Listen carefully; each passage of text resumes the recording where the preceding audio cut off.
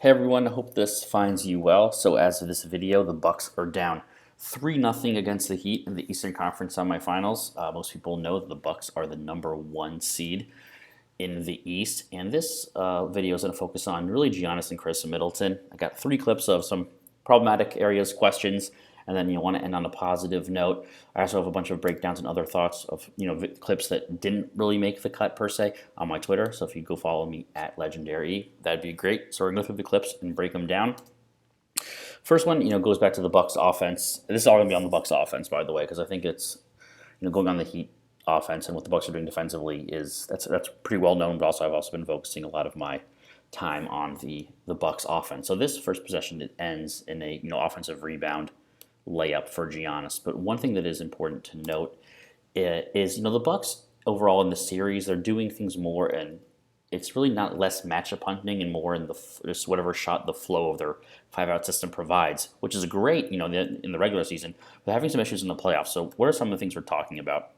So here he's going to see a pick and roll between Bledsoe and Giannis. However, notice where Giannis is rolling to. He's rolling to the double side, but because Giannis isn't a shooter, and we'll get into this more throughout the video, but Giannis isn't a shooter, and Jay Crowder can really play in the gap really well aggressively because they don't have to worry about a pop, so they can really focus more on the roll and carry the ball handler. But Middleton's on the logo here in the mid-range, and the corner is filled, so the spacing isn't good. So there is no roll threat based on the spacing. Now the perimeter does fill out, but at that point, Bam is a great defender on the now strong side, and you have Jimmy Butler as well, who's an amazing defender, and they just handle it very well, and it forces an awkward, tough two by Eric Bledsoe. Now, obviously, Giannis gets the offensive rebound, but in general, the primary action of this pick and roll, it doesn't create an advantage.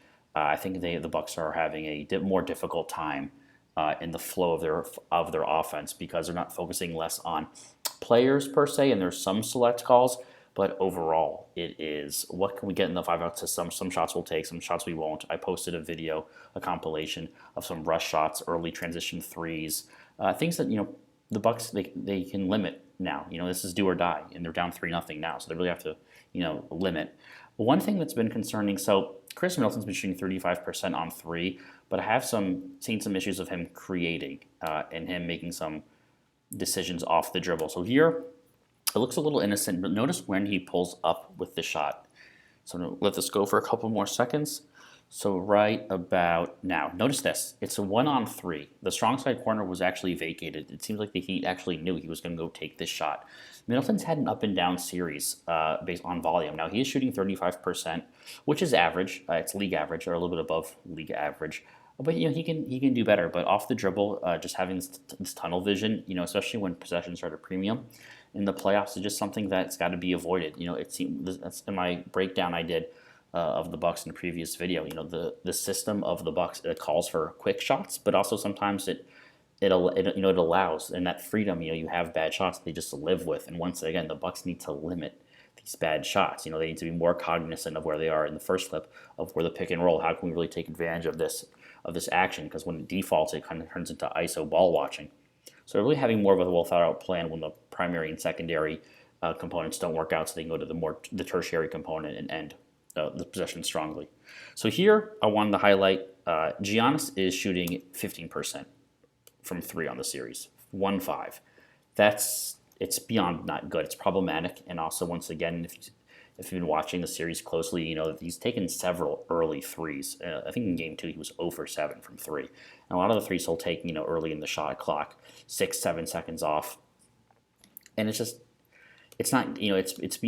detrimental at this point because they're playing with percentages, and the percentages are clearly in the defense's favor, and he's so much better at getting to the basket, and this is really where I've been also saying on Twitter, where if he would just instead of trying to become like a really decent or even average three-point shooter, if he could focus on his back-to-the-basket game, hook shots over both shoulder, or even a turnaround. If he can get that turnaround jumper, that means that back-to-the-basket game has to be respected, and there's more space then for the 4 shooters around him. I mean, Brook Lopez, when he's in the game with Giannis, is a 7-foot spacer just in the corner primarily.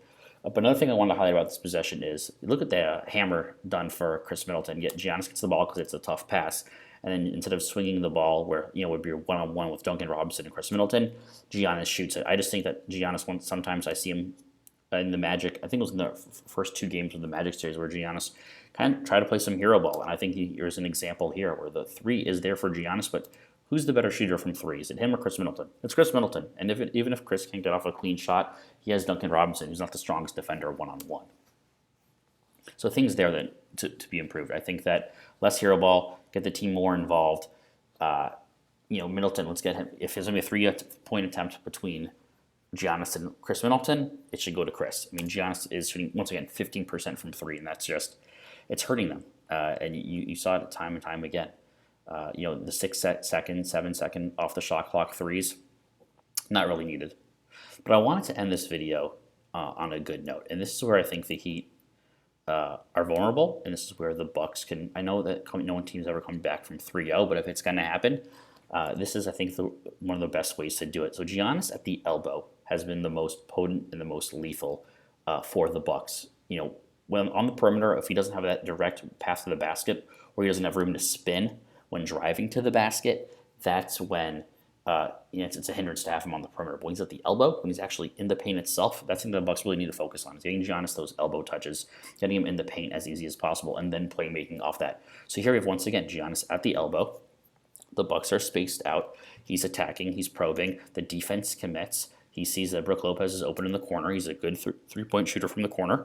The defense overcommits because they have to play catch-up, and then he attacks the basket and gets a clean two. I think that if the Bucks are going to get back in the series or not get swept, getting Giannis once again inside of the perimeter, getting him to play makers, fully attacking in transition, getting the ball out early when he's passing if he doesn't have that spin move or that direct lane. That's how the Bucks can make this competitive, because right now it's these little things that are adding up, and the Heat are taking great advantage.